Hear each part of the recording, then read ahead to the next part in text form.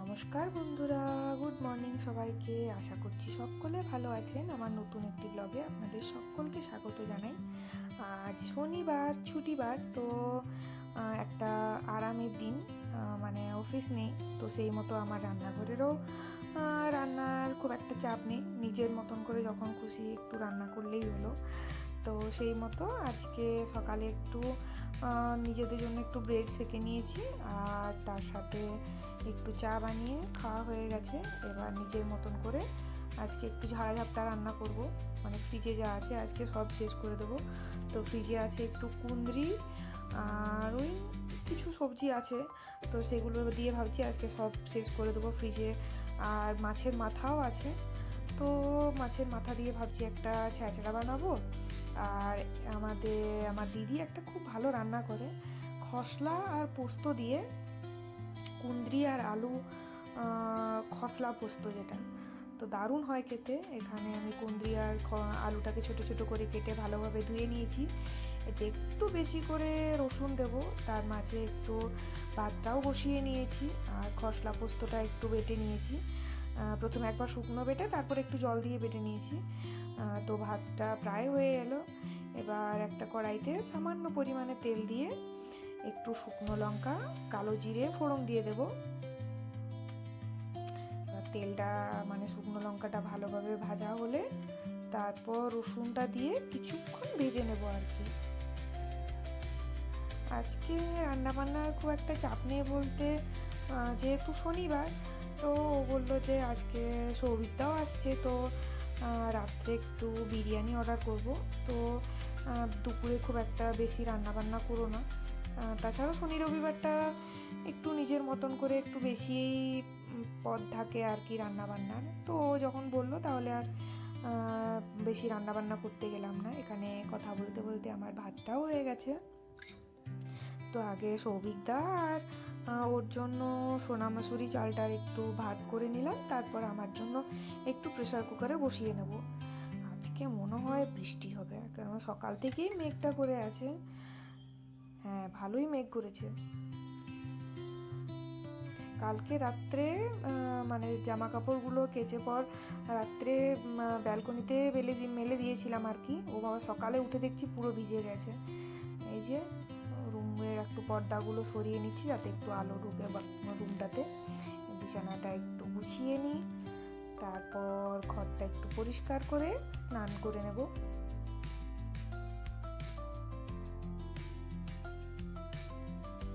ব্যাঙ্গালোরে মানে গায়ে চাপা দেওয়ার জন্য 12 মাস ব্ল্যাঙ্কেট আর কি বের করে রাখতেই হয়। মানে ফ্যান চালালেও হয়তো হয়তো কোনো সময় ঠান্ডাও লাগতে পারে। এখানে আমার কুঁদরি আর আলুটা ভালোভাবে ভাজা হয়ে গেছে। এবার একটু জল দিয়ে দিলাম। জল দিয়ে একটু জলটা ফুটে উঠলে তাতে রোজকার গুঁড়ো মশলাগুলো দিয়ে দেবো, জিরে, ধনে, হলুদ। এই রান্নাগুলোতে খুব একটা পোস্ত বা খসলাতে এগুলো খুব একটা বেশি মশলা দিলে ভালো লাগে না আর কি। এখানে ফ্রিজে একটু বেগুন ছিল, একটু বাঁধাকপি ছিল, আর তার সাথে আলু আর একটু পুঁই দিয়ে আজকে মাছের মাথা দিয়ে একটু মুড়ি ঘন্ট করব।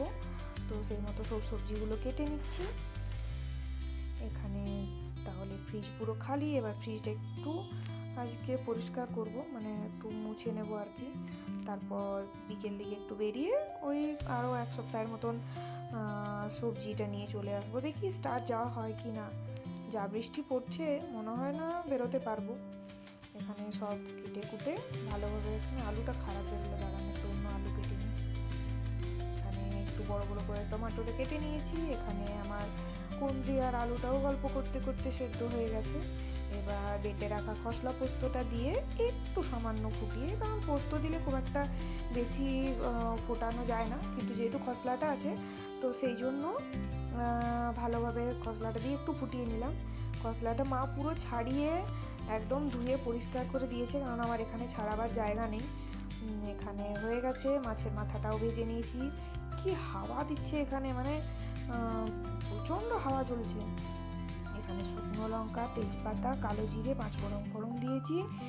এবার সব সবজিগুলোকে ভাজতে দিয়ে দেবো, আর তার সাথে একটু পেঁয়াজ কুচি আর রসুন কুচিটা আগে ভেজে নিয়েছি আর কি তার আগে।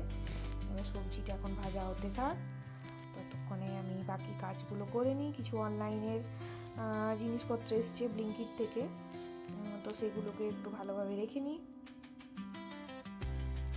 এখানে ভালোভাবে রাখার পরে এসে দেখছি সবজিটাও ভাজা হয়ে গেছে। একদম আজকে ঝাড়াঝাপটা রান্না, খুব একটা রান্নার চাপও নেই। এবার আমার জন্য মাঝে একটু প্রেশার কুকারে ভাতটা বসিয়ে নিয়েছি। ব্যাস, এটা ভাজা হয়ে গেলে রোজকার গুঁড়ো মশলাগুলো দিয়ে দেবো, দিয়ে জল দিয়ে দেবো। এবার এটা ভালোভাবে ফুটতে থাক, ততক্ষণে আমি ঘরটা একটু মুছে নিই।